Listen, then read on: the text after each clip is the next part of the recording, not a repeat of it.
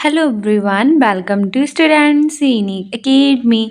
आज हम बात करेंगे सीटेट के प्रीवियस ईयर के पेपर के बारे में, जो कि हमारा 20 जनवरी 2023 को एग्ज़ाम हुआ था।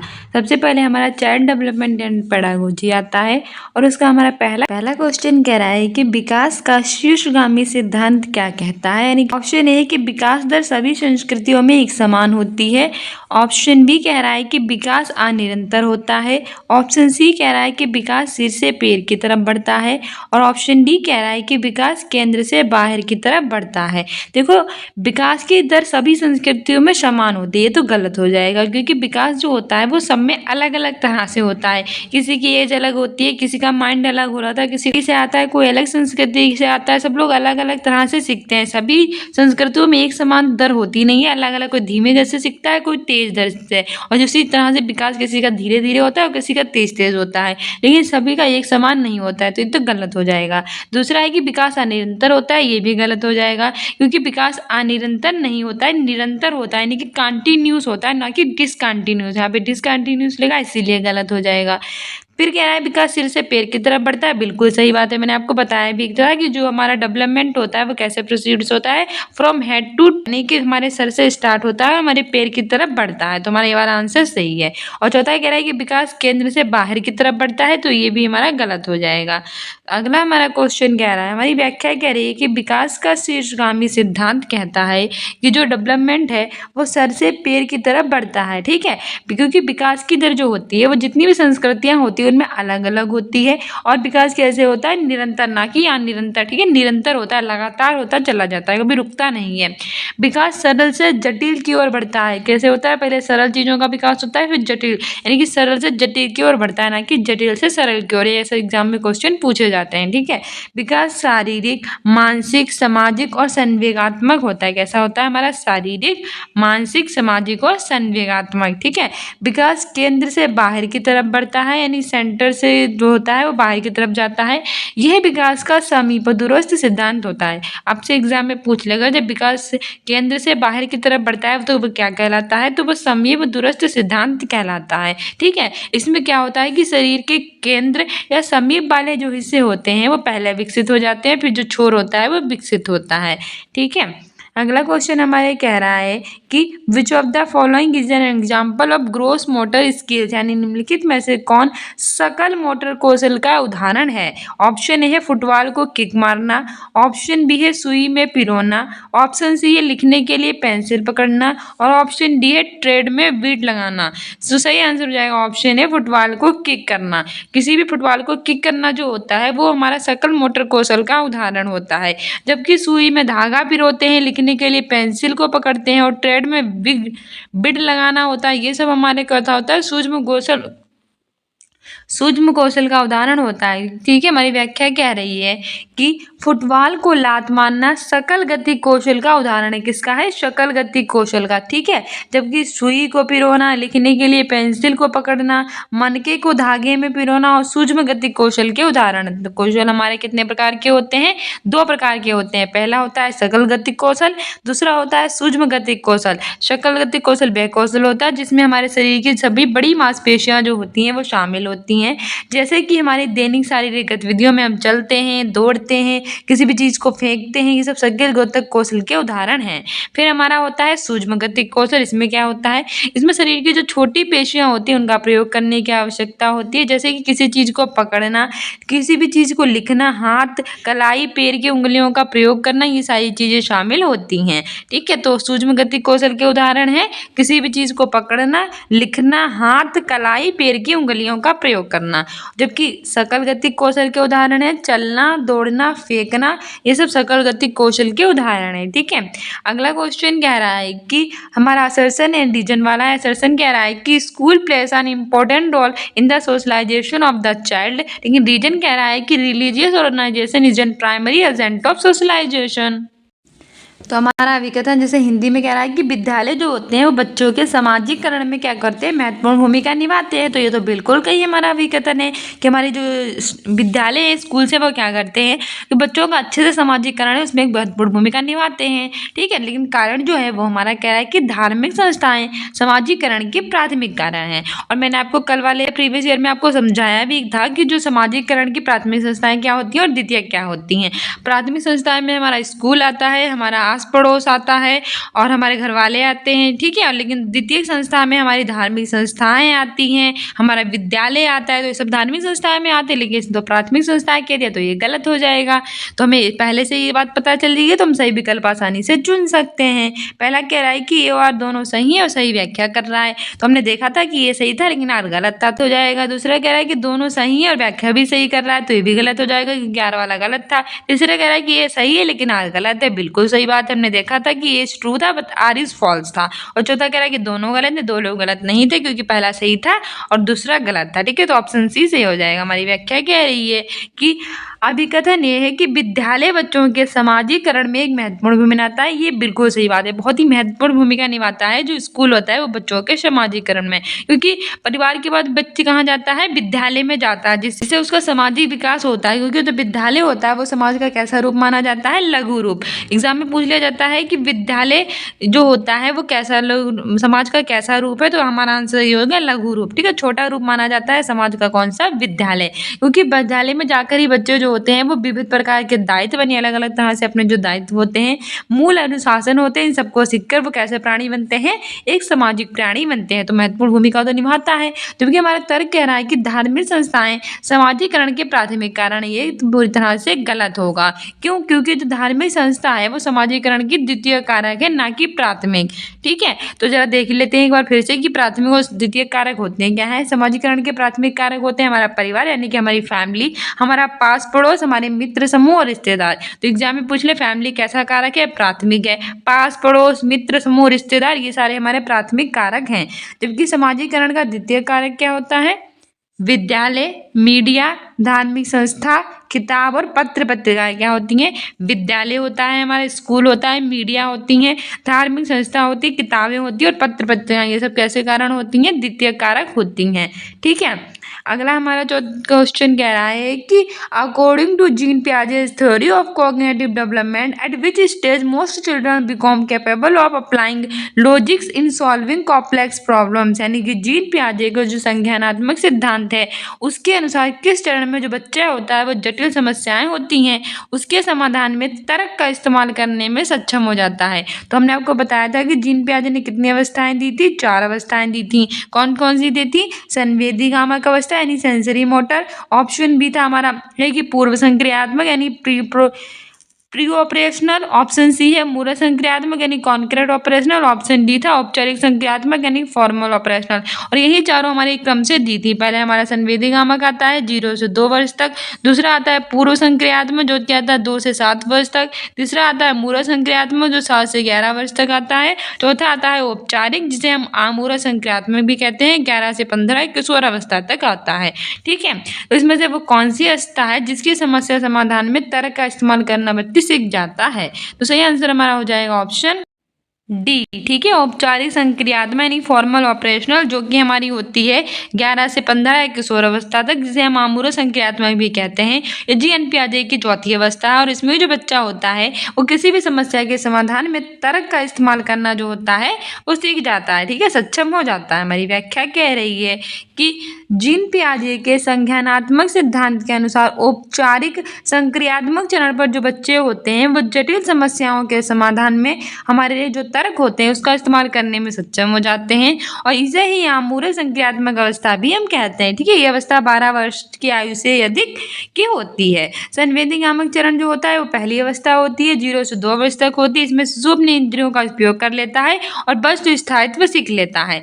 तो अपने एग्जाम में आएगा कि बच्चा वस्तु स्थायित्व कौन सी अवस्था में सीखता है? तो पहली अवस्था में सीखता है। कब से कब तक होती है? 0 से 2 वर्ष तक होती है। ठीक है। अब पूर्व संक्रियात्मक चरण, इस अवस्था में बच्चे जो होते हैं वो प्रविकारात्मक रूप से समझने में क्या हो जाते हैं? सक्षम हो जाते हैं। ठीक है।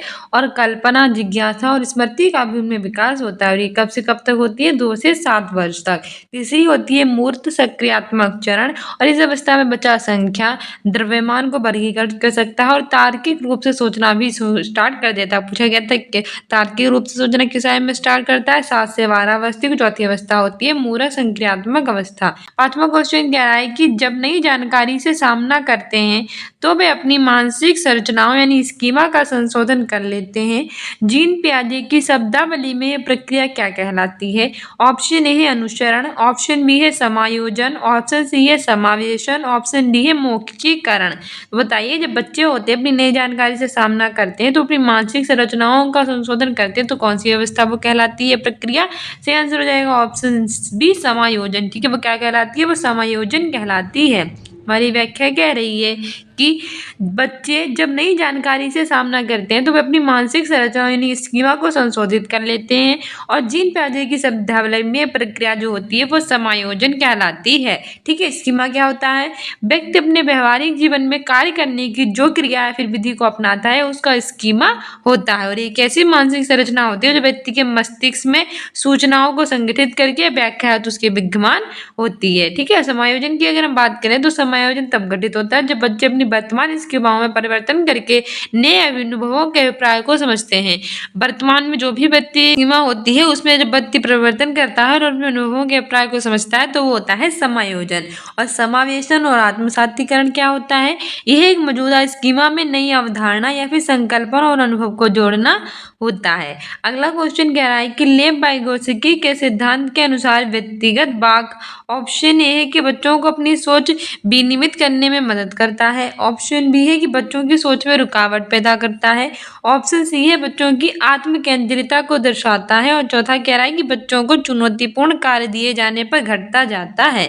तो सही आंसर हमारा हो जाएगा इसमें ऑप्शन ए, बच्चों को अपनी सोच विनियमित करने में मदद करता है। ठीक है। Help the child to regulate her thinking. अगला क्वेश्चन पहले हमारी व्याख्या देख लेते हैं। हमारी व्याख्या कह रहा है कि लेव वाइगोत्स्की के सिद्धांत के अनुसार जो व्यक्तिगत वाक यानी जो प्राइवेट स्पीच होती है वो बच्चे जो होते हैं उन्हें अपनी सोच को विनियमित करने में क्या करता है? हेल्प करता है। ये भाषा विकास के लिए सामाजिक अंतःक्रिया एक जिम्मेदार कारक के रूप में इसे हम देखते हैं। इनके अनुसार अर्थपूर्ण संवादात्मक प्रक्रिया के द्वारा जब संपर्क स्थापित कर लेते हैं तब ये भाषा विकास में क्या करता है? हेल्प करता है। इनके अनुसार विकास सामाजिक वातावरण तब शुरू होता है जब बालक बाहरी होने वाले जो अवलोकन होते हैं ऑब्जर्वेशन को उसके अपने अंदर आत्मसात करके दिखाता है, आत्मसात करके सीखता है। इससे बालक के व्यवहार को नियंत्रित और निर्देशित भी किया जाता है और सबसे बातचीत इसमें करता है। हमारा 7वां क्वेश्चन कह रहा है कि लेव वाइगोत्स्की के अनुसार डेस हमारी संज्ञानात्मक संरचना और चिंतन प्रक्रिया के निर्माण में महत्वपूर्ण भूमिका निभाते हैं। यानी कि according to Lev Vygotsky plays an important role in the information of our cognitive structures and thinking process. Option A है स्कीमा, ऑप्शन बी है सामाजिक संपर्कता, ऑप्शन सी है अनुवांशिक प्रवृत्तियां, ऑप्शन डी है अनैच्छिक सहज क्रियाएं। सही आंसर हमारा हो जाएगा ऑप्शन बी सामाजिक संपर्कता। हमारी व्याख्या कह रही है कि लेव वाइगोत्स्की के अनुसार जो सामाजिक संपर्कता होती है यानी समाज के साथ हमारा संपर्क होता है वो हमारी जो संज्ञानात्मक संरचनाएं और चिंतन प्रक्रिया होती है उसके निर्माण में क्या करता है? बहुत ही ज्यादा महत्वपूर्ण भूमिका निभाता है। ठीक है। लेव वाइगोत्स्की महोदय ने सामाजिक सांस्कृतिक भाषा विचार से पहले आता है। उन्होंने क्या वाइगोत्स्की महोदय जी थे, उन्होंने कहा था कि भाषा जो होती है वो हमारे विचारों से पहले आती है, जबकि जो जीन पियाजे थे उन्होंने कहा था कि जो विचार होते हैं वो भाषा से पहले आते हैं। तो इसे भी एक क्वेश्चन बन जाता है कि किन्होंने कहा था कि जो लैंग्वेज होती है वो हमारी थिंकिंग से पहले आती है, थॉट से पहले आती है, तो वो थे लेव वाइगोत्स्की। और किसने कहा था कि विचार पहले आते हैं बाद में लैंग्वेज आती है? तो ये वो कहा था जीन पियाजे ने। ठीक है। भाषा की बात किसने की थी? लेव वाइगोत्स्की ने। और विचार पहले आते हैं बात कही थी जीन पियाजे ने। ठीक है। विचार पियाजे पीवी ऐसे कुछ याद कर लेना। फिर हमारा है सामाजिक सांस्कृतिक सिद्धांत। ये क्या अच्छा होता है? बालक समाज और संस्कृति में हर कर अनुकरण करता है, समाज के साथ अंतःक्रिया करके स्वयं का विकास करता है। बालक क्या करता है, समाज के साथ अंतःक्रिया करके अपना जो डेवलपमेंट होता है वो करता है स्वयं का। ठीक है, वाइगोत्स्की के अनुसार संज्ञानात्मक विकास के लिए सामाजिक और सांस्कृतिक सिद्धांत होते हैं, वो आवश्यक होते हैं। ठीक है, अगला हमारा क्वेश्चन कह रहा है, लॉरेंस कोहलबर्ग के अनुसार नैतिक विकास के स्तरों का सही क्रम क्या है, यानी the correct sequence of levels of moral development according to Lawrence Kohlberg is. Option A पूर्व पारंपरिक, पारंपरिक, उत्तर पारंपरिक। ऑप्शन बी हमारा है पूर्व पारंपरिक, गैर पारंपरिक, उत्तर पारंपरिक। ऑप्शन सी है पारंपरिक और पूर्व पारंपरिक, और ऑप्शन डी है पारंपरिक, पूर्व पारंपरिक, उत्तर पारंपरिक। सही आंसर हमारा हो जाएगा ऑप्शन ए। ठीक है, पूर्व पारंपरिक, पारंपरिक और उत्तर पारंपरिक। सबसे पहले प्री आएगा, फिर कॉन्वेंशन आएगा, फिर पोस्ट आएगा। ठीक है, सबसे पहले हम ऐसे करते हैं, पहले प्री करते हैं, बाद में पोस्ट करते हैं। तो प्री तो पहले ही आएगा, ऐसे याद रखना, यानी पूर्व पारंपरिक पहले आएगा, उसके बाद हमारा पारंपरिक आएगा, फिर हमारा उत्तर पारंपरिक आएगा, पोस्ट आएगा। याद रखना, लॉरेंस कोहलबर्ग के अनुसार नैतिक विकास के स्तर पूछ लेगा तो सबसे पहले हमारे पूर्व यानी पहले वाले आएंगे, फिर पारंपरिक आएंगे यानी वर्तमान वाले, फिर उत्तर पारंपरिक आएंगे। ठीक है, सबसे लास्ट में पोस्ट आएगा, सबसे पहले प्री आएगा और बीच में आएगा हमारा पारंपरिक। ऐसे याद कर लेना, एग्जाम्स के लिए है भैया इंपॉर्टेंट। ठीक है, हमारी व्याख्या भी कह रही है कि लॉरेंस कोहलबर्ग के अनुसार नैतिक विकास के स्तरों का सही क्रम क्या होता है, पहले पूर्व पारंपरिक होता है, फिर पारंपरिक होता है, फिर क्या होता है, उत्तर पारंपरिक होता है। ठीक है, कोहलबर्ग के नैतिक विकास के प्रत्येक स्तरों को कितने चरणों में विभाजित किया है, 2 चरणों में बांटा है। पहला हमारा जो पूर्व पारंपरिक नैतिक स्तर होता है 4 वर्ष से होता है 10 वर्ष तक। फिर हमारा उसमें होता है आज्ञाकारिता और सजा और आत्म अभिरुचि और प्रतिफल। पहले कोहलबर्ग ने नैतिक विकास को कितने स्तरों में बांटा है, 3 स्तरों में बांटा है। कौन कौन से, पूर्व पारंपरिक स्तर, पारंपरिक स्तर, उत्तर पारंपरिक स्तर। ठीक है, पूर्व पारंपरिक स्तर कब से कब तक है, 4 वर्ष से 10 वर्ष तक है। पारंपरिक नैतिक स्तर कब से कब तक है, 10 वर्ष से 13 वर्ष तक है। ठीक है, और जो पूर्व पारंपरिक नैतिक स्तर उसे 2 भागों में बांटा है। कौन कौन से, आज्ञाकारिता और सजा और आत्म अभिरुचि और प्रतिफल। ठीक है, जो कि पारंपरिक नैतिक स्तर जो 10 वर्ष से 13 वर्ष तक है उसमें क्या है, अच्छा लड़का अच्छी लड़की, विन्यास और सामाजिक व्यवस्था बनाए रखना। कौन सी व्यवस्था बनाए रखना, सामाजिक व्यवस्था। ठीक है, और तीसरा हमारा है कि उत्तर पारंपरिक स्तर, और कब से है, 13 वर्ष से 16 वर्ष, इससे भी अधिक तक। इसमें क्या होता है, 2 स्तर है। कौन कौन से, सामाजिक अनुभव और व्यक्तिगत अधिकार और सार्वभौमिक सिद्धांत। ठीक है, तो लॉरेंस कोहलबर्ग ने कितने भागों में बांटा है, तो 3 भागों में बांटा है। कौन कौन सा है, पूर्व पारंपरिक नैतिक स्तर, पारंपरिक नैतिक स्तर और उत्तर पारंपरिक नैतिक स्तर। पहला है 4 वर्ष से 10 वर्ष तक, दूसरा है 10 वर्ष से 13 वर्ष तक, तीसरा है 13 वर्ष से 16 वर्ष या उससे अधिक तक। ठीक है, पहले में क्या है, आज्ञाकारिता और सजा, आत्म अभिरुचि और प्रतिफल। दूसरे में क्या है, अच्छा लड़का अच्छी लड़की, विन्यास और समाज में व्यवस्था बनाए रखना। तीसरे में क्या है, समाज में जो अनुभव होते हैं और व्यक्तिगत अधिकार, सार्वभौमिक सिद्धांत। ऐसे पूछ लेगा कि सार्वभौमिक सिद्धांत कौन से स्तर में है, तीसरे स्तर में। तीसरे स्तर का नाम क्या है, उत्तर पारंपरिक स्तर। कब से कब तक है, 13 वर्ष से 16 वर्ष या उससे अधिक तक है। ठीक है, इस तरह से सारा याद रखना। अच्छा लड़का अच्छी लड़की वाला बहुत पूछता है, तो वो दूसरे में स्तर में है। पारंपरिक नैतिक स्तर 10 वर्ष से 13 वर्ष तक होती है। ठीक है, याद रखना है भैया, हमारे एग्जाम्स के लिए इंपॉर्टेंट। अगला क्वेश्चन कह रहा है कि प्रगतिशील शिक्षा सुझाती है कि देश शैक्षिक नियोजन का केंद्र होनी चाहिए। प्रोग्रेसिव एजुकेशन सजेक्ट्स दैट देश should be the centre of education planning. Option A है परीक्षाएं, ऑप्शन बी है अध्यापक, ऑप्शन सी है माता पिता, ऑप्शन डी है विद्यार्थी। तो मैंने कितने सारे प्रीवियस ईयर कराए, उस सब में आपको बताया है कि सेंटर में कौन हो जाता है, वो होते हैं हमारे विद्यार्थी यानी कि स्टूडेंट्स। अध्यापक होते नहीं है, परीक्षाएं कभी होंगी नहीं और माता पिता भी इसमें नहीं होंगे। प्रगतिशील शिक्षा वे शिक्षा होती है जो कि सेंटर में किसको रखती है, विद्यार्थियों को। ठीक है, तो ऑप्शन डी ही सही हो जाएगा। हमारी व्याख्या कह रही है कि प्रगतिशील शिक्षा सुझाती है कि जो विद्यार्थी जो स्टूडेंट्स होते हैं वो शैक्षिक नियोजन के क्या होते हैं, सेंटर यानी कि केंद्र में होने चाहिए। प्रगतिशील शिक्षा अच्छा होती क्या है? प्रगतिशील शिक्षा के जनक कौन थे? John Dewey. पूछ लेगा कि प्रगतिशील शिक्षा के जनक कौन है, तो वो जॉन डीवी हैं। और प्रगतिशील शिक्षा एक ऐसी शिक्षा होती है जिसमें रटने के बजाय सीखने और अनुभव पर बल दिया जाता है। जो हमारी रटने की पद्धति होती है उसको हटा दिया जाता है, रटने पर बिल्कुल बल नहीं दिया जाता है। बल किस पर दिया जाता है? बच्चों के सीखने पर, उनके अनुभवों पर। ठीक है, तथा औपचारिक शिक्षा के बजाय जो व्यवहारिक ज्ञान होता है उसको प्राप्त करने के सुलभ अवसर भी उन्हें उपलब्ध कराए जाते हैं। तो ये हमारी प्रगतिशील शिक्षा होती है। किसने दी थी? जॉन डीवी ने दी थी। और क्या होता है इसमें जो होता है वो रटने के बजाय जो होती है वो सीखने पर बल दिया जाता है। जॉन डीवी ने 1894 में शिकागो में लर्निंग बाय डूइंग का प्रस्ताव रखना था। तो ये मोस्ट इंपॉर्टेंट होता है कि लर्निंग बाय डूइंग का प्रस्ताव किसने रखना था? जॉन डीवी ने रखा था। इससे संबंधित है प्रगतिशील शिक्षा से। कब रखा था? तो 1894 में शिकागो में। ठीक है, क्वेश्चन हमारे कह रहा है कि हार्वर्ड गार्डनर के अनुसार एक अच्छा कवि और लेखक होने के लिए एक व्यक्ति में किस प्रकार की बुद्धि होनी चाहिए? According to Harvard Gardner which types of intelligence and individual should possess to be a successful poet and writer? Option A है अंतःव्यक्तित्व, ऑप्शन बी है भाषाई, ऑप्शन सी है शारीरिक गति संवेगी और ऑप्शन डी है दिशाई। तो सही आंसर हमारे हो जाएगा ऑप्शन बी भाषाई यानी कि लिंग्विस्टिक। ठीक है, हमारी व्याख्या क्या कह रही है कि हार्वर्ड गार्डनर के अनुसार जो अच्छा कवि अगर आपको बनना है या फिर आपको लेखक बनना है तो उसके लिए आपके में क्या सी बुद्धि होनी चाहिए? एक व्यक्ति में जो भाषाई बुद्धि यानी भाषा की जो बुद्धि है वो होनी चाहिए। अच्छा, जो हार्वर्ड गार्डनर थे उन्होंने कितने प्रकार की बुद्धि दी थी? 8 प्रकार की दी थी। कुछ लोग मानते हैं कि 7 प्रकार की दी थी, कई लोग मानते हैं 9 और कई प्रकार लोग मानते हैं 10। लेकिन हमें किसे फॉलो करना है? NCERT यानी national council of education research and training, इसे ही फॉलो करना है। और इसके अनुसार हमारा पेपर आता है। और इन्होंने कितनी बुद्धियों के प्रकार माने थे? 8 प्रकार की। तो आपको पूरी दुनिया भर की किताबों को मानना नहीं, सिर्फ NCERT को मानना। और इन्होंने 8 प्रकार की मानी थी। तो आपके एग्जाम में आए कि हार्वर्ड गार्डनर ने कितने प्रकार की बुद्धि दी थी, तो आपको भी बताना है कि 8 प्रकार की दी थी। ठीक है, हार्वर्ड ने बहुबुद्धि का सिद्धांत, ठीक है, 8 प्रकार की बुद्धि दी थी, जिसे हम क्या कहते हैं? बहुबुद्धि सिद्धांत। तो बहुबुद्धि सिद्धांत किसने दिया था? हार्वर्ड गार्डनर ने। ऐसे याद रखना।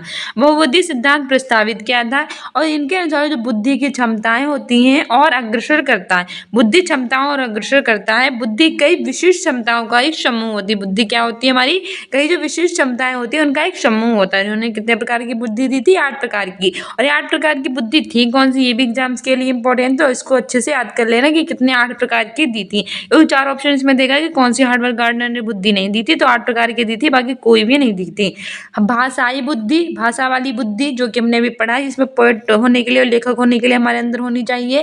तार्किक गणितीय बुद्धि, संगीत जो बड़े बड़े मैथमेटिक्स होते हैं उनमें ये वाली बुद्धि होती है। संगीतात्मक बुद्धि जो कि बहुत अच्छा गाते हैं उनके अंदर ये होती है संगीतात्मक बुद्धि। शारीरिक बुद्धि, शारीरिक बुद्धि किनके अंदर होती है? जो बहुत ही अच्छा जिम वगैरह जाते हैं, मतलब जो भागते दौड़ते हैं, रनिंग वगैरह करते हैं, जो प्लेयर्स होते हैं उनके अंदर होती है। दिक् स्थान संबंधी बुद्धि, अंतराव्यक्तित्व बुद्धि, अंतःव्यक्तित्व बुद्धि और प्रकृतिवादी बुद्धि। 8 प्रकार की इन्होंने बुद्धि दी है। कौन कौन सी? भाषाई बुद्धि, तार्किक गणितीय बुद्धि, संगीतात्मक बुद्धि, शारीरिक बुद्धि, दिक् स्थान संबंधी बुद्धि, अंतःव्यक्तित्व बुद्धि, अंतःव्यक्तित्व बुद्धि और कौन सी बुद्धि? प्रकृतिवादी बुद्धि।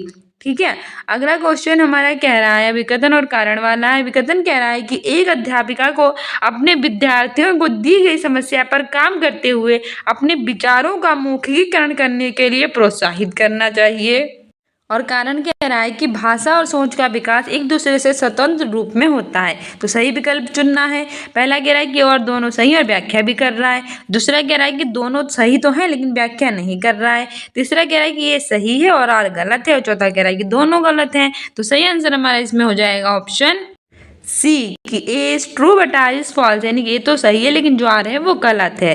ठीक है, हमारी व्याख्या कह रही है कि अभिकथन ए एक अध्यापिका को अपने विद्यार्थियों को दी गई जो समस्या होती है उस पर काम करने के लिए और अपने जो विचार होते हैं उनको मौखिकरण करने के लिए क्या करता है? प्रोत्साहित करता है। ठीक है, क्योंकि विद्यार्थियों को अपने विचारों का मौखिकरण करने के लिए प्रोत्साहित करने पर बच्चों में समालोचनात्मक चिंतन को बढ़ावा मिलता है। इससे क्या होता है? इससे बच्चों के अंदर जो समालोचनात्मक रचनात्मक चिंतन है उसको बढ़ावा मिलता है। ठीक है, उसकी क्षमता होती है, अपनी क्षमता जिससे वो कार्य कर पाए वो भी विकसित हो जाती है और वे कैसा महसूस करने लगते हैं, सहज महसूस करने लगते हैं। तो ये तो हमारा सही है, लेकिन कारण हमारा गलत है। कारण क्यों गलत है? भाषा और सोच का विकास एक दूसरे से स्वतंत्र होता है। ये कथन कैसा है भैया? गलत है, क्योंकि जो भाषा होती है और जो हमारा विकास होता है वो एक दूसरे पर क्या करता है? निर्भर करता है, एक दूसरे के पूरक होते हैं। इसीलिए एक सही और गलत है। स्वतंत्र तो होगा नहीं। देख लेना, जो हमारी भाषा होती है, जो हमारी सोच होती है, वो क्या होती है? वो एक दूसरे पर निर्भर करती है, यानी भाषा और विकास एक दूसरे पर निर्भर करता है, स्वतंत्र नहीं होता। ठीक है, एक दूसरे के क्या होते हैं? पूरक होते हैं। अगला क्वेश्चन कह रहा है हमारा कि in your class whenever a boy cries, other students tease him by saying, "Do not behave like girls. Boys don't cry. Boys do not cry." Their statement reflects. भैया इस तरह के क्वेश्चंस तो डेली पूछ लेता है आपसे कि जो अध्यापिका है उसने ऐसे क्वेश्चंस डेली पूछे जाते हैं, तो इस तरह के क्वेश्चंस याद करके जाना।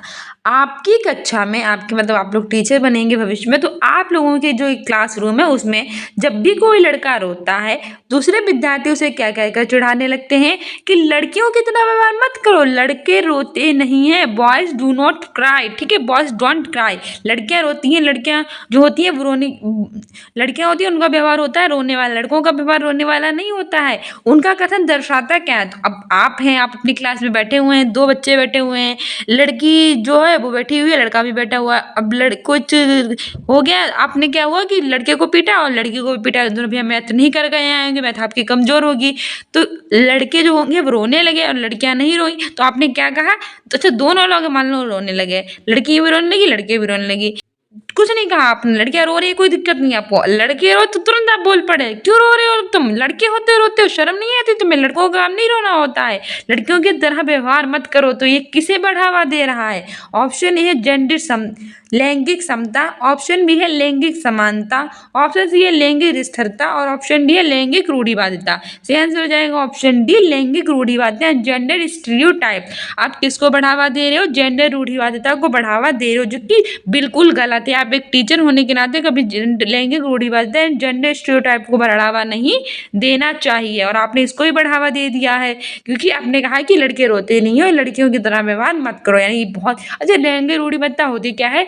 एक बहुत समय से हमारी एक परंपरा चली आ रही है कि लड़कियां रोती हैं, लड़कियां घर का काम करती हैं, लड़कियां बाइक नहीं चला सकती, जबकि जो लड़के होते हैं वो बाइक चला सकते हैं, रोते नहीं हैं और बाहर का काम करते हैं, घर का काम नहीं करते हैं और कठोर होते हैं, लड़कियां नम्र होती हैं। तो ये हमारी क्या है? बहुत समय से चली आ रही धारणा है, उसको आपने आगे की तरफ बढ़ा दिया है, तो आपने लैंगिक रूढ़िवादिता को बढ़ावा दिया है। बल्कि अगर आपने ये कहा होता है कि रोते नहीं है, कोई बात नहीं, शांत हो रहो, और ये मत, अगर आप ये ना कहते कि लड़कियों की तरफ व्यवहार मत करो, लड़के रोते नहीं है, तो आप इसको बढ़ावा नहीं देते, और टीचर होने के नाते कभी इसको बढ़ावा नहीं देना चाहिए। ठीक है, लैंगिक रूढ़िवादिता को कभी भी बढ़ावा नहीं देना चाहिए, ये निगेटिव में चला जाता है। हमारी व्याख्या कह रही है कि आपकी कक्षा में, आप टीचर हैं, आपके क्लासरूम में कोई भी लड़का रोता है तो उसके विद्यार्थी उसे क्या कहकर चिढ़ाते हैं?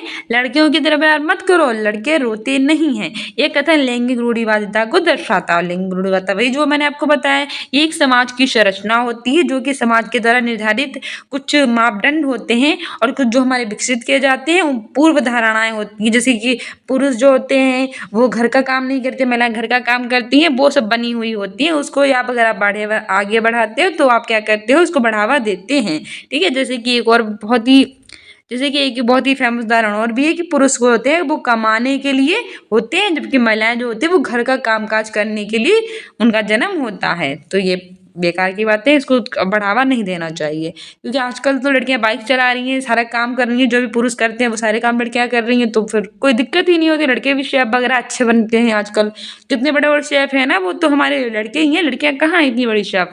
तो ये सब तो बेकार की बातें हैं कि आपको घर का काम लड़कियों को करना चाहिए, लड़कों को नहीं।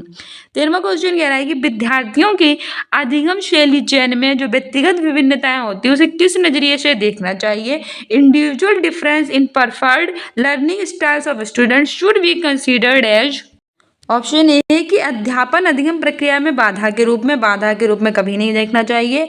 विकास की प्रक्रिया के एक प्राकृतिक और स्वाभाविक रूप से, हाँ ठीक है। एक प्रकार के असमान व्यवहार, ये तो नेगेटिव में चला जाए, इसके रूप में तो नहीं। अभिसारी चिंतन के नतीजे के रूप में, तो सही आंसर हो जाएगा option B, natural and obvious process of development, यानी कि विकास प्रक्रिया के एक प्राकृतिक और स्वाभाविक रूप में। हमारी व्याख्या कह रही है कि विकास की अधिगम चयन में व्यक्तिगत विभिन्नताओं को विकास की प्रक्रिया के एक प्राकृतिक और स्वाभाविक रूप में नजरिए से क्या करना चाहिए, देखना चाहिए। व्यक्तिगत विभिन्नताओं को अध्ययन अधिगम प्रक्रिया में सहायक के रूप में, एक प्रकार से सामान्य व्यवहार के रूप में और अपसारी चिंतन के नतीजे के रूप में भी देखना चाहिए, ठीक है। क्योंकि जो व्यक्तिगत विभिन्नता होती है वो ये दर्शाती है कि जितने भी विद्यार्थी होते हैं वे एक दूसरे से कैसे होते हैं, अलग अलग होते हैं। सभी की जो थिंकिंग होती है वो नहीं मिलती है, सभी की नॉलेज नहीं मिलती है, सभी अलग अलग तरह से होते हैं। भिन्न भिन्न बच्चों की भिन्न भिन्न योग्यताएं होती हैं, उनकी क्षमताएं होती हैं और जो रुचियां होती हैं, इंटरेस्ट होते हैं, वो भी उनके अलग अलग होते हैं। आपने देखा होगा किसी को मैथ में किसी स्टूडेंट्स को मैथ में इंटरेस्ट है तो है, किसी को साइंस में तो किसी को आर्ट में, मतलब सबकी रुचियां अलग अलग हैं, उनकी योग्यताएं और क्षमताएं सब अलग अलग होती हैं। इसलिए एक अध्यापकों ने सहज रूप से स्वीकार कर लेना चाहिए और जिसमें भी उनका इंटरेस्ट होता है, जो भी उनकी क्षमताएं होती है, उन्हें आगे बढ़ने के लिए उसी में प्रोत्साहित करना चाहिए, ठीक है। अगला क्वेश्चन कह रहा है कि अधिगम हेतु मूल्यांकन के संदर्भ में निम्न में से कौन सा कथन सही नहीं है। Which of the following statement is not correct in context of assessment for learning. Option A कि मूल्यांकन व्यापक होना चाहिए, assessment should be comprehensive. Option B है असेसमेंट शुड बी कंटिन्यूस, यानी मूल्यांकन जो है सतत होना चाहिए। तीसरा क्या है कि assessment should be standardized test, यानी कि जो मूल्यांकन है वो उसका मानकीकृत परीक्षणों द्वारा करवाना चाहिए। और ऑप्शन डी कह रहा है कि विद्यार्थियों द्वारा स्व मूल्यांकन अधिगम हेतु मूल्यांकन का हिस्सा होना चाहिए। Self assessment bye student should be a part of assessment for learning. तो हमसे पूछा गया था, सही नहीं पूछा था, नहीं पूछा था तो मूल्यांकन व्यापक होना चाहिए तो सही है, कि मूल्यांकन सतत होना चाहिए ये भी सही है। मानकीकृत परीक्षणों द्वारा कभी नहीं होगा, मैंने आपको बताया था कि जो मानकीकृत है, स्टैंडर्डाइज्ड है, ये निगेटिव में चला जाएगा, तो यही आ गया तो ये गलत हो जाएगा। गलत ही पूछा था तो ऑप्शन सी सही हो जाएगा। हमारी व्याख्या कह रही है कि अधिगम हेतु मूल्यांकन के संदर्भ में मूल्यांकन मानकीकृत परीक्षणों के द्वारा करना चाहिए। ये कथन कैसा है, गलत है। जबकि मूल्यांकन व्यापक होना चाहिए, सतत होना चाहिए और विद्यार्थी जो होते हैं उनके द्वारा स्व मूल्यांकन अधिगम मूल्यांकन का हिस्सा होना चाहिए। अच्छा, अधिगम हेतु मूल्यांकन ये सभी कैसे होते हैं, सही कथन होते हैं। अच्छा, अधिगम हेतु मूल्यांकन क्या होता है, इसे रचनात्मक, नैदानिक परीक्षा और उपचारात्मक परीक्षण के नाम से जानते हैं। तो आपसे पूछेगा कि रचनात्मक, नैदानिक परीक्षा और उपचारात्मक परीक्षण के नाम से किस मूल्यांकन को जानते हैं, तो अधिगम हेतु मूल्यांकन को। ये छात्रों को सीखने की जो मजबूती और कमजोरी और सीखने प्रगति होती है उसको बेहतर ढंग से सीखने की प्रक्रिया होती है। अगला क्वेश्चन भी देख लेते हैं हमारा क्या कह रहा है। क्वेश्चन कह रहा है कि शिक्षक द्वारा पूछे गए निम्नलिखित में से कौन सा प्रश्न बच्चों में रचनात्मकता और समस्या समाधान दृष्टिकोण को बढ़ावा देता है। Which one of the following question asked by the teacher promotes creativity and problem solving attitudes amongst children. Option A है कि आपका नाम क्या है, what is your name. Option B है आप अपने शहर में प्रदूषण कैसे कम कर सकते हैं, how can you reduce pollution in your city. Option C है आप कहाँ रहते हैं, वेयर डू यू लिव। और ऑप्शन डी है भारत को आज़ादी कब मिली, when did India get independence. तो बताइए कौन सा जो है समस्या समाधान दृष्टिकोण को बढ़ावा देता है। पहला वाला तो होगा नहीं, क्योंकि पूछेगा आपसे कि आपका नाम क्या है। आपका नाम जो भी होगा, जैसे कि मेरा नाम आकांक्षा वाजपेयी तो मैं कहूँगी मेरा नाम आकांक्षा वाजपेयी है।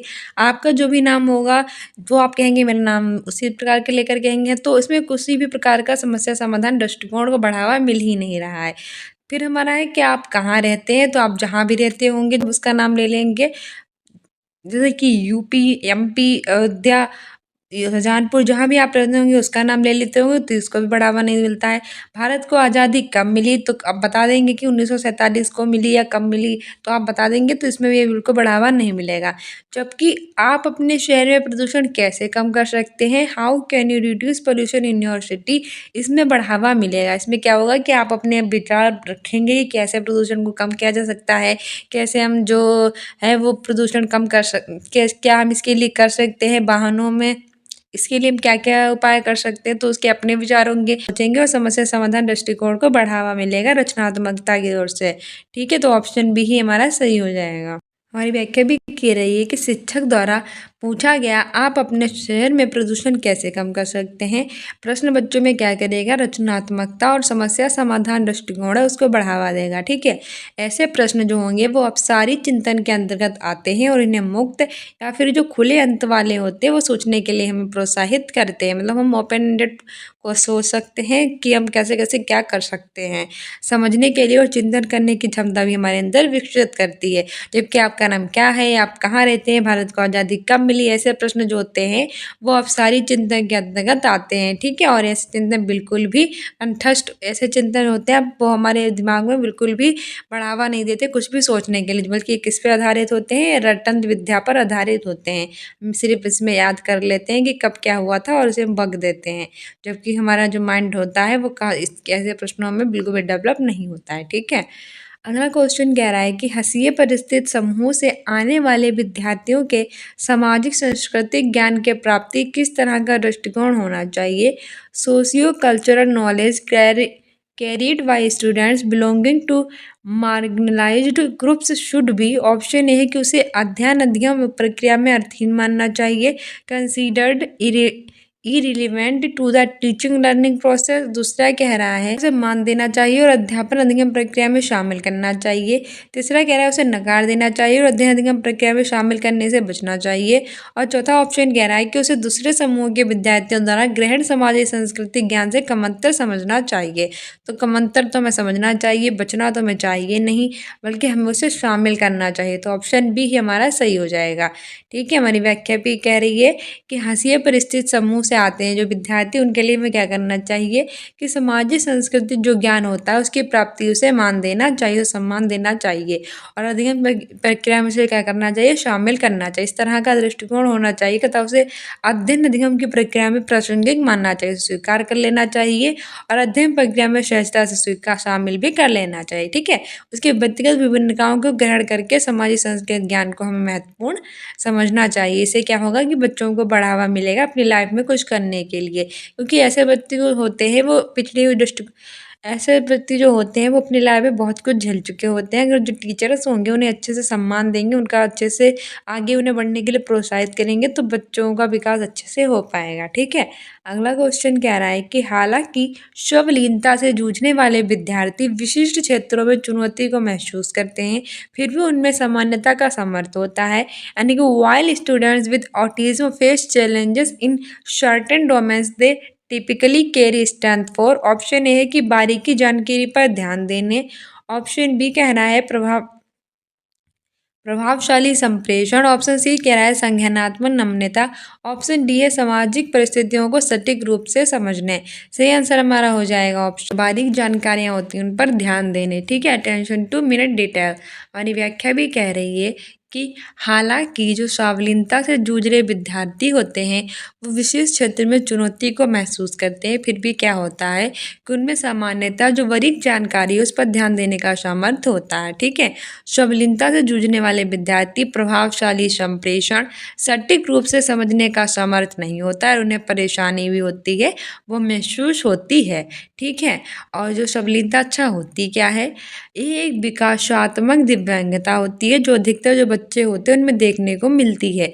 ये सामाजिक संचार और व्यवहार संबंधी चुनौतियां होती हैं उनका प्रमुख कारण बन जाती है और ये विकास से जुड़ी एक गंभीर समस्या होती है। हमारे डेवलपमेंट से जुड़ी कैसी समस्या होती है, गंभीर, जो बातचीत रखने और दूसरों लोगों से जुड़ने की क्षमता को हमारे अंदर क्या कर देती है, कम कर देती है। तो ऐसे बच्चे जो होते हैं लोगों से संपर्क अच्छे से स्थापित नहीं कर पाते हैं। ठीक है, अगला क्वेश्चन कह रहा है कि निम्नलिखित में से किससे विद्यार्थी की अक्षरों और शब्दों को पढ़ने, उनकी व्याख्या करने और उन्हें समझने की क्षमता सीधे प्रभावित होती है। And which of the following directly affects learners ability to read, interpret and understand letter and words. Option A है गुणज वैकल्य यानी कि डिस्कैलकुलिया। ऑप्शन बी है डिस्ग्राफिया यानी लेखन वैकल्य। ऑप्शन सी है वाचन वैकल्य यानी डिसलेक्सिया और ऑप्शन डी है गति समन्वय वैकल्य यानी कि डिस्फेसिया। तो सही आंसर हमारा हो जाएगा ऑप्शन सी वाचन वैकल्य यानी कि डिसलेक्सिया। ठीक है, हमारी व्याख्या भी कह रही है कि वाचन वैकल्य यानी कि डिसलेक्सिया से जो विद्यार्थी होते हैं वो जो अक्षर और शब्द होते हैं उनको पढ़ने, उनकी व्याख्या करने के लिए और उन्हें समझने की क्षमता से क्या होते हैं, सीधे प्रभावित होते हैं। आपने एक मूवी भी देखी होगी, तारे ज़मीन पे। जब भी ये होता है तो ईशान अवस्थी का एग्जाम्पल दिया जाता है। उसे डिसलेक्सिया था, वो देखता था कि जो बर्ड्स हैं वो हवा में इधर उधर डोल रहे, उसको कुछ समझ में नहीं आता था, शब्दों को उल्टा पढ़ता था, जैसे कि 6 को 9 पढ़ता था वो। तो क्योंकि वो चीज़ों को समझ नहीं पाता था, ठीक है, तो वो किससे जूझ रहा था, डिसलेक्सिया से। ये सीखने और पढ़ने की क्या होती है, एक समस्या होती है। इसमें पढ़ना, लिखना और शब्द विन्यास करना बहुत ही बच्चों के लिए डिफ़िकल्ट हो जाता है, और ऐसा इसलिए होता है क्योंकि उसका जो माइंड होता है वो शब्दों और अक्षरों को मिला लेता है, और वचन वैकल्य से ग्रस्त बच्चे अक्सर बोलने वाले और लिखे शब्दों को याद नहीं रख पाते हैं, ठीक है, और ये बहुत ही ज़्यादा प्रॉब्लम करता है बच्चों के लिए। तो इससे निपटने के लिए क्या करना चाहिए कि बच्चों से अच्छे से बिहेव करना चाहिए, समझना चाहिए कि उनकी प्रॉब्लम आखिरकार है क्या, ठीक है, तो उन्हें अच्छे से समझाना चाहिए।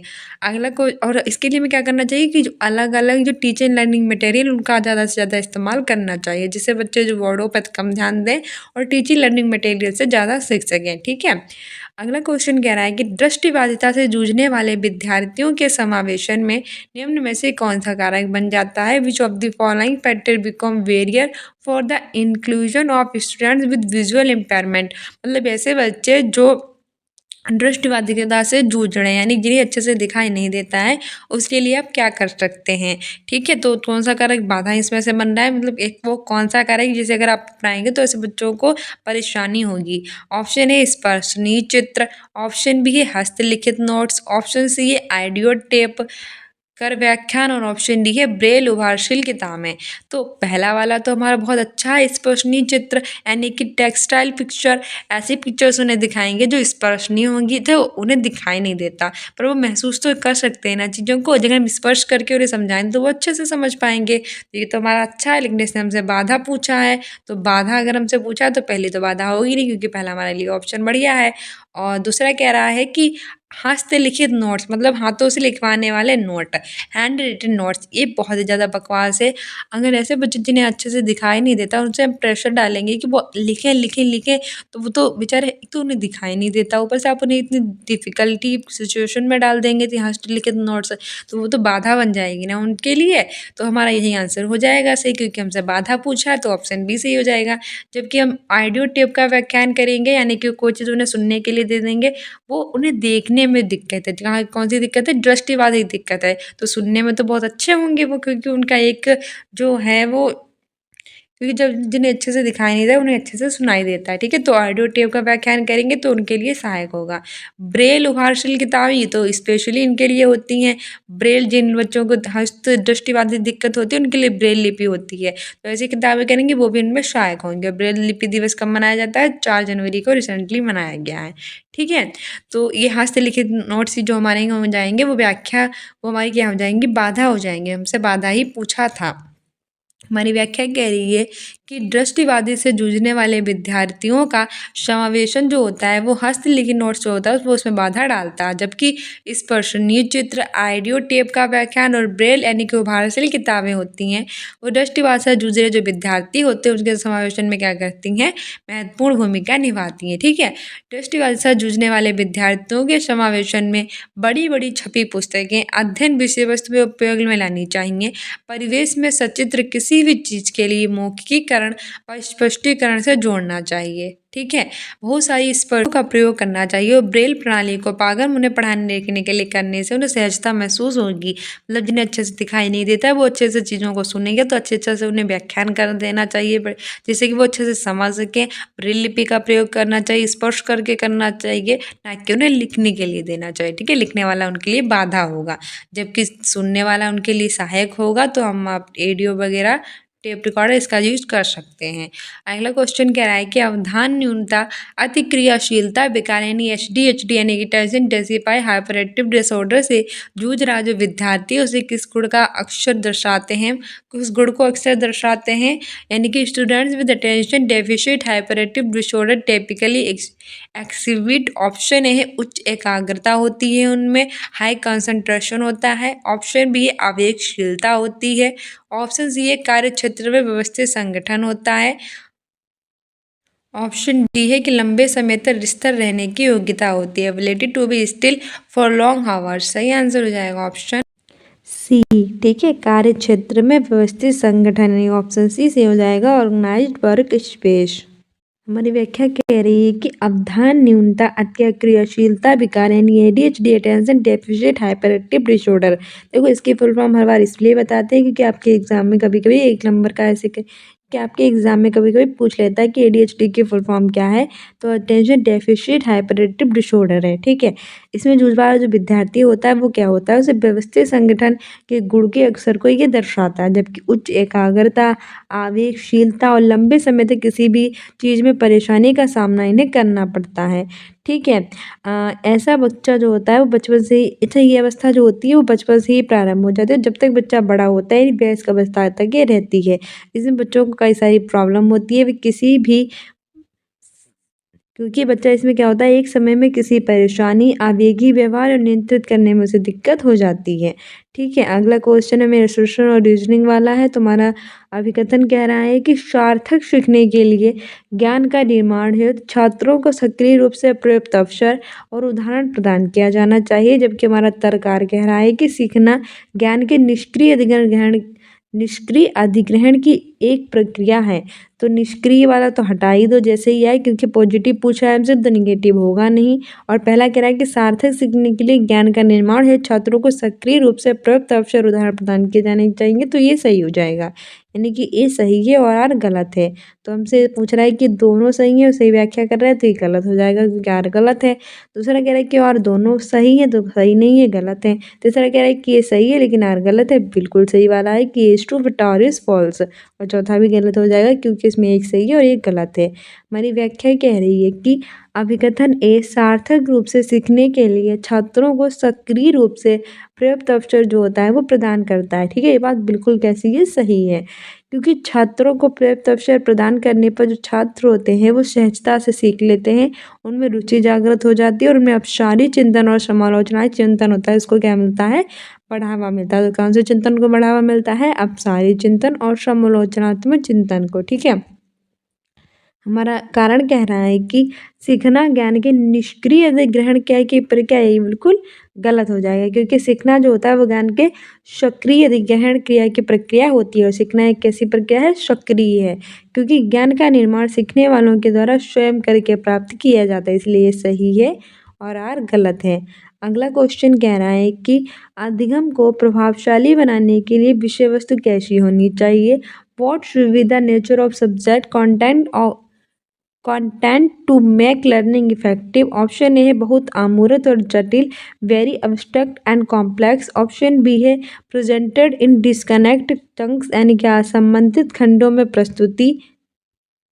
ऑप्शन सी है कि विद्यार्थियों के सामाजिक सांस्कृतिक परिवेश से संबंधित, related to student social cultural context. Option D है अति आसान और अत्यधिक सरल, too easy and over simplified. तो सही आंसर क्या हो जाएगा हमारा, option C, related to student social cultural context, ठीक है, विद्यार्थियों के सामाजिक सांस्कृतिक परिवेश से संबंधित।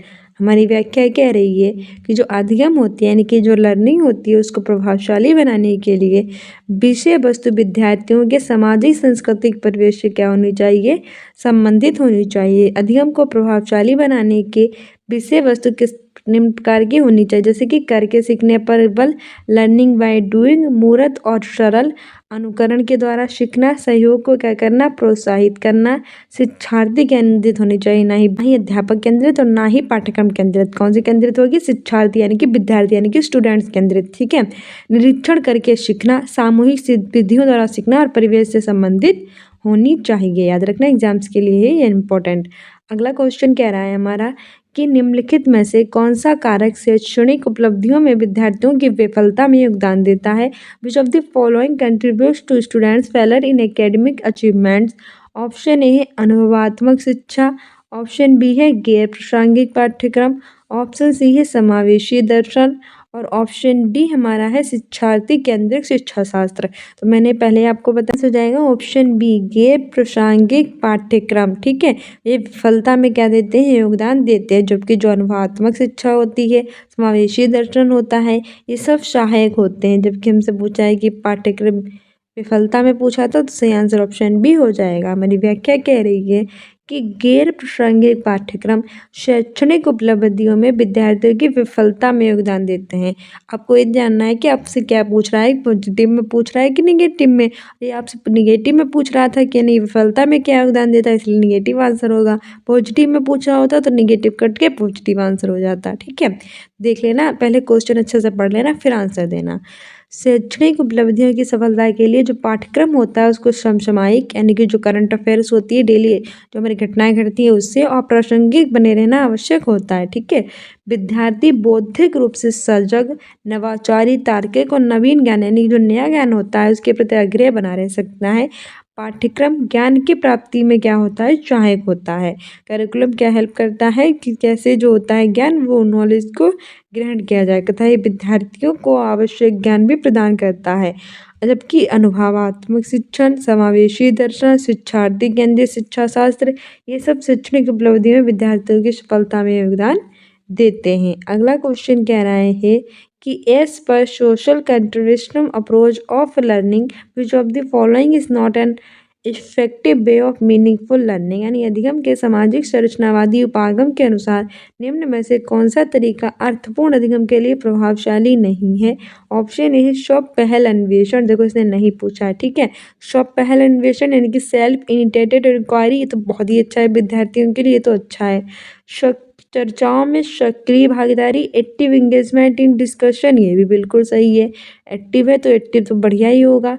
तीसरा हमारा है खोजी अधिगम एंड डिस्कवरी लर्निंग, ये भी हेल्प करेगा। जबकि देख लो ये आ गया है निष्क्रिय अनुसरण यानी कि पेशिव, पेशिव बेकार होता है, इसलिए ये हमारा आंसर गलत हो जाएगा। ठीक है, और हमसे पूछा है गलत ही तो इसलिए ये हो जाएगा सही। बाकी सब हेल्प करते हैं और ये नहीं करता है। हमारी व्याख्या कह रही है कि अधिगम यानी कि लर्निंग के सामाजिक संरचनावादी उपागम के अनुसार जो निष्क्रिय अधिगम होता है, निगेटिव लर्निंग होती है, उसका तरीका जो होता है वो अर्थपूर्ण अधिगम के लिए क्या होता है, प्रभावशाली नहीं होता। जबकि स्वपहल अन्वेषण, चर्चाओं में सक्रिय भागीदारी, खोजी अधिगम, सामाजिक संरचनावादी उपागम, ये अनुसार ये तरीके अर्थपूर्ण अधिगम के लिए कैसे होते हैं, प्रभावशाली। अच्छा, सामाजिक संरचनावादी उपागम होता क्या है। लेव वाइगोत्स्की ने सामाजिक संस्कृति दृष्टिकोण अपनाकर जो सामाजिक संरचनावाद की नींव है वो रखी थी। वाइगोत्स्की द्वारा प्रस्तावित सामाजिक संरचनावादी व्यक्तिगत विकास के प्रमुख निर्धारक में से इस पर जोर देता है, संस्कृति पर। तो पूछ लेगा लेव वाइगोत्स्की ने किस कौन सा सिद्धांत दिया था, सामाजिक संरचनावादी उपागम, जो कि किस पर जोर देता था, संस्कृति पर। ठीक है, तथा संरचनावाद में भाषा जो होती है वो महत्वपूर्ण भूमिका का भी निर्वाह करती है। अगला क्वेश्चन कह रहा है कि विद्यार्थियों में समस्या समाधान कौशलों के विकास के लिए निम्न में से बढ़ावा देना महत्वपूर्ण है। To develop problem solving skills among students it is important to foster among them. Option A है प्रक्रियात्मक स्थिरता, ऑप्शन बी है अभिसारी चिंतन, ऑप्शन सी है अपसारी चिंतन, ऑप्शन डी है आत्मकेंद्रिकता। सही आंसर हो जाएगा ऑप्शन सी, अपसारी चिंतन। ठीक है, डायवर्जेंट थिंकिंग। हमारी व्याख्या भी कह रही है कि विद्यार्थियों में समस्या समाधान कौशलों के विकास के लिए जो अपसारी चिंतन है उसको बढ़ावा देना क्या होता है, महत्वपूर्ण। अच्छा, अपसारी चिंतन होता क्या है, जो बच्चे होते हैं उनको चिंतन के अनेक अवसर और विचारों के विभिन्न दिशाओं में फैलाने के उन्हें सहज अवसर जो होते हैं वो प्रदान करता है।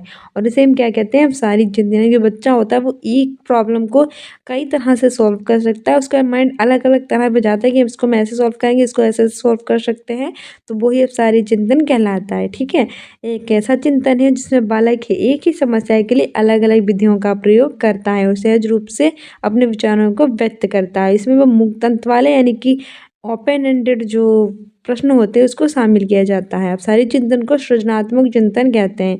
तो क्वेश्चन आएगा कि कौन से चिंतन को सृजनात्मक चिंतन कहते हैं, तो अपसारी चिंतन को। अगला क्वेश्चन कह रहा है कि विद्यार्थियों द्वारा ग्रहित वैकल्पिक अवधारणाओं से अध्यापक को किस प्रकार निपटना चाहिए। Alternative concepts held by students should be addressed by the teacher because they are. Option A है उन्हें अनदेखा कर देना चाहिए क्योंकि वे अवधारणाएं अत्यंत गलत त्रुटिपूर्ण हैं। इग्नोर एक्सट्रीमली इरेनेस, तो ये गलत हो जाएगा क्योंकि अनदेखा हमें करना ही नहीं चाहिए। हमने आपको बताया था कि बच्चों की किसी भी एक्टिविटी को आप अनदेखा नहीं कर सकते हैं। ठीक है, दूसरा कह रहा है उन्हें ठीक तरह से समझा जाना चाहिए, अधिगम की प्रक्रिया में महत्वपूर्ण होती है, ये अच्छा लग रहा है। तीसरा कह रहा है कि उनमें कठोरता से निपटना चाहिए क्योंकि वह अत्यधिक तर्कहीन चिंतन का परिणाम है, बिल्कुल गलत बात है, कठोरता को तो अपनाना नहीं चाहिए। चौथा कह रहा है कि उन्हें बढ़ावा देना चाहिए क्योंकि वे विद्यार्थियों के नामीकरण के लिए वो लेबलिंग करा, लेबलिंग तो स्टूडेंट्स तो करना ही नहीं चाहिए। तो मैं आपको हमेशा पॉजिटिव वर्ड्स बताती हूँ, नेगेटिव को काटने के लिए कहती हूँ। इसमें देखा कर दिया तो ये गलत हो गया, इसमें कठोरता से निपट रहा है तो ये गलत हो गया, इसमें नामीकरण कर रहा है तो ये गलत हो गया। तो हमारे नेगेटिव है, पॉजिटिव हमारा ऑप्शन बी ही सही हो जाएगा कि उन्हें ठीक तरह से हम समझेंगे और उनके अधिगम की प्रक्रिया में क्या करेंगे, उनका ये महत्वपूर्ण होती है। ठीक है, हम उन्हें ठीक तरह से समझेंगे, अधिगम की प्रक्रिया में उनकी सहायता करेंगे। ठीक है, attended properly significant in the process of learning. हमारी व्याख्या भी कह रही है कि विद्यार्थियों द्वारा ग्रहित वैकल्पिक अवधारणाओं से अध्यापक को उन्हें ठीक तरह से क्या करना चाहिए, समझना चाहिए क्योंकि वे अधिगम की प्रक्रिया में क्या करती हैं, हेल्प करती हैं। अच्छा, वैकल्पिक अवधारणाएं जो होती हैं वो छात्रों के सीखने की क्षमता में क्या करती है, मध्यस्थता करने में सार्थक होती हैं और ये अवधारणाएं अधिगम की प्रक्रिया का हिस्सा होती है। क्या होती है, हमारी जो लर्निंग की होती है प्रोसेस, उसमें जो होते हैं उसका एक पार्ट होती है, यानी कि हिस्सा होती हैं। इस महत्वपूर्ण प्रक्रिया के माध्यम से शिक्षक ये पहचान लेता है कि चिंतन करने में बच्चा कितना सक्षम है और अभी कितना और हम कार्य करेंगे जिससे वो अच्छे से और अच्छे से समझ पाए चीज़ों को।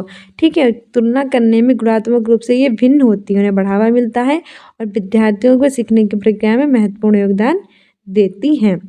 अगला क्वेश्चन कह रहा है कि विद्यार्थी निम्न में से क्या महसूस करेंगे यदि वे यह विश्वास करने लगे कि उनके प्रयासों का कार्य के परिणाम पर कोई असर नहीं पड़ेगा।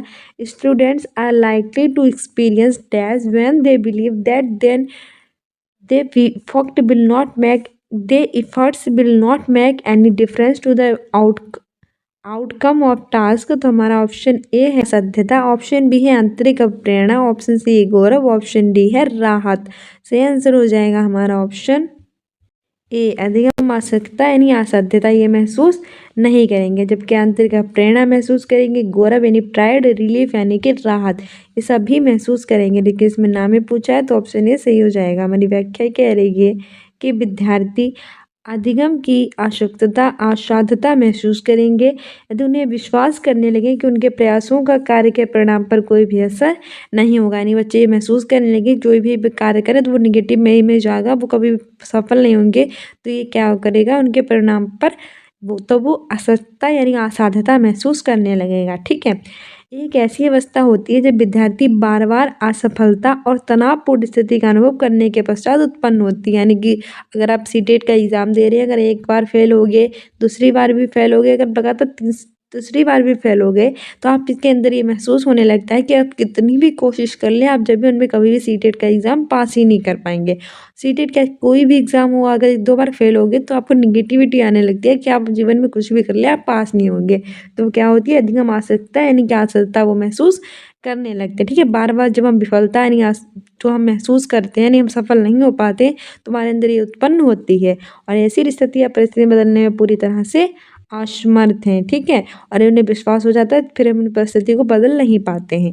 जैसे कि कोई विद्यार्थी पढ़ने के बाद परीक्षा में नियमित रूप से बार बार खराब प्रदर्शन करता है तो ये मानने लगता है कि परीक्षा के करना अप्रभावी, इससे सार्थक प्रभाव नहीं पड़ेगा। वही किसी एग्जाम में अगर वो बार बार दे रहा है, वो जैसे कि सी टेट हो गया, यूपी टेट हो गया और फिर हमारा एसएससी का एग्ज़ाम हो गया, आईएएस यूपीएससी है, तो ये सारे एग्ज़ाम जो होते हैं वो अगर बार बार फेल हो जाते हैं तो निगेटिविटी आ जाती है। फिर वो कहते हैं कि आप मैं नहीं दे सकता क्योंकि मैं तो बार बार फेल हो रहा हूँ ना, इसीलिए। ठीक है, अगला क्वेश्चन कह रहा है कि निम्न में से कौन सा आंतरिक प्रेरणा का उदाहरण, which of the following is an example of intrinsic motivation. Option A है कि ज्ञान प्राप्त करने के लिए चर्चा में भाग लेना, participating in discussion to gain knowledge. Option B है नगद इनाम जीतने के लिए चर्चा में भाग लेना, to participate in the discussion to win the cash prize. Option C कह रहा है कि सहपाठियों को प्रभावित करने के लिए चर्चा में भाग लेना, participating discussion to impress classmates. चौथा कह रहा है कि दंड से बचने के लिए चर्चा में भाग लेना, participating discussion to avoid punishment. अगर आप दंड से बचना चाहते हैं तो कोई आंतरिक प्रेरणा नहीं है, सहपाठियों को प्रभावित करना चाहते हैं तो कोई आंतरिक प्रेरणा नहीं है, इनाम जीतना चाहते हैं तो कोई आंतरिक प्रेरणा नहीं है। लेकिन अगर आप ज्ञान प्राप्त करना चाहते हैं यानी कि आप नॉलेज को गेन करना चाहते हैं, इसके लिए आप पार्टिसिपेटिंग कर रहे हैं डिस्कशन में, तो वो कैसी होगी? हमारी आंतरिक प्रेरणा होगी। ठीक है, तो ऑप्शन ए सही हो जाएगा। हमारी व्याख्या भी कह रही है कि ज्ञान प्राप्त करने के लिए चर्चा में जब आप भाग ले रहे हैं तो कैसा उदाहरण है? ये आंतरिक प्रेरणा का उदाहरण है। जबकि जब आप किसी से नाम जीतने के लिए चर्चा में भाग लेते हैं, सहपाठियों को प्रभावित करने के लिए चर्चा में भाग लेते हैं, दंड से बचने के लिए चर्चा में भाग लेते हैं, तो ये सब कैसी प्रेरणा है? बाहरी प्रेरणा है। सब हमारे इनाम हमें बाहर से मिलेगा, सहपाठी हमारे जो होंगे आसपास के वो प्रभावित होंगे, दंड हमें बाहर से मिलेगा तो उससे बचने के लिए क्या होता है? बाहरी प्रेरणा है। जबकि ज्ञान हमें आंतरिक मिलेगा, उस भी हमारे लिए कैसी होगी? आंतरिक प्रेरणा।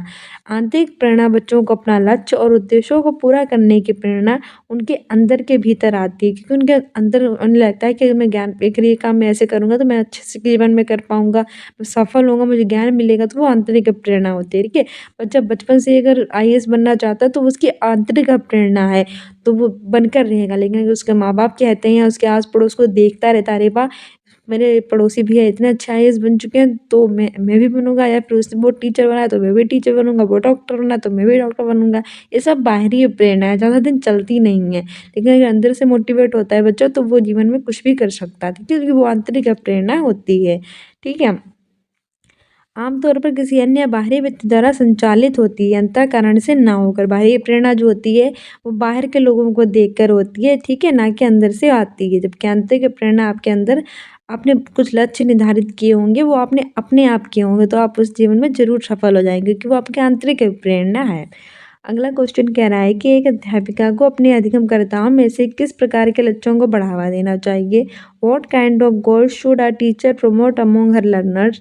ऑप्शन ए है महारत हासिल करने की दिशा में उनका लक्ष्य, ऑप्शन बी है परिहार उन्मुखी महारत लक्ष्य, ऑप्शन सी है प्रदर्शन की दिशा में उनका लक्ष्य, और ऑप्शन डी है परिहार उन्मुखी प्रदर्शन लक्ष्य। तो बताइए किसको बढ़ावा देना चाहिए?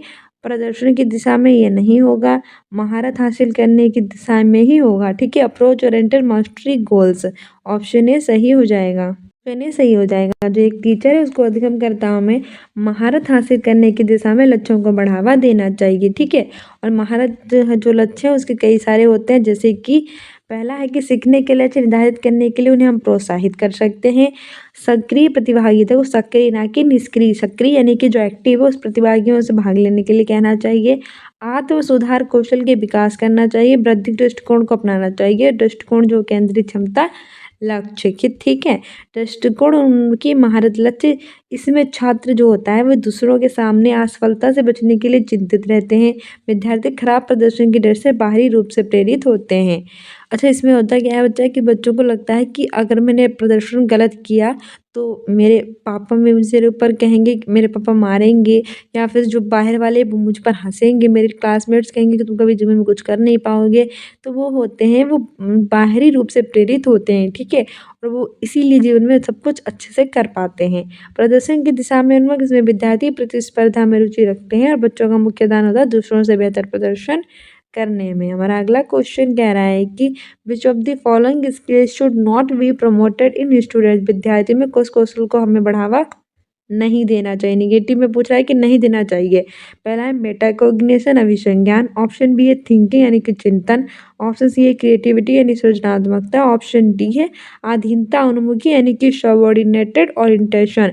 तो आपको पता ही है मेटाकोग्निशन को बढ़ावा देना चाहिए, थिंकिंग को बढ़ावा देना चाहिए, और क्रिएटिविटी को भी बढ़ावा दे सकते हैं, क्योंकि क्रिएटिविटी को बढ़ावा देंगे बच्चे लाइफ में अच्छा करेंगे। जबकि अधीनता, दूसरों पर अधीन रहना, इसको बढ़ावा नहीं देना चाहिए। तो देख लिया हमसे निगेटिव पूछ रहा है, तो निगेटिव हमारा यही है, सबऑर्डिनेशन और इंटेंट, इसको बढ़ावा नहीं देना चाहिए, बल्कि इन दोनों तीनों को बढ़ावा दे सकते हैं, अधिसंज्ञान, चिंतन और सृजनात्मकता। हमारी व्याख्या कह रही है कि विद्यार्थियों में अधीनता उन्मुखी कौशल को बढ़ावा नहीं देना चाहिए, क्योंकि अधीनता उन्मुखी जो कौशल होता है वो विद्यार्थियों में बगैर सोचे समझे या बिना चिंतन के कार्यों को संपादित करता है। ठीक है, जिससे उसमें सृजनात्मकता की जो अनुपस्थिति होती है वो देखने को हमें मिलती है। अतः विद्यार्थी जो मानसिक रूप से होते हैं वो दब जाते हैं, जबकि विद्यार्थी कौशलों को बढ़ावा देना चाहिए। इसके साथ ही साथ अपसारी चिंतन, समालोचनात्मक चिंतन, प्रश्न पूछने के लिए, इन सबको सहयोग की भावना और सक्रिय और सहजता से सीखने के कौशल, इन सबको भी बढ़ावा देना चाहिए। है, जिससे वो लाइफ में बच्चे अच्छा कर सकें। सो डियर स्टूडेंट्स, ये था हमारा सीटेट का प्रीवियस ईयर का पेपर। I hope you like this video. If like it then like, subscribe and share and don't forget to subscribe this channel. साथ ही आप स्टूडेंट्स यूनिक अकेडमी को इंस्टाग्राम पे फॉलो कर सकते हैं, स्टूडेंट्स यूनिक अकेडमी 123 इस नाम से, जिसके आपको यूपी प्लस सीटेट और सारे प्रीवियस ईयर मिल सकें। ठीक है, मिलते हैं नेक्स्ट वीडियो में। हमने प्ले लिस्ट बना रखी है ऑलरेडी, तो वहाँ जाकर आप सारे वीडियोस देख सकते हैं। Keep loving, keep watching, keep sharing, don't forget to subscribe this channel. Thank you, bye.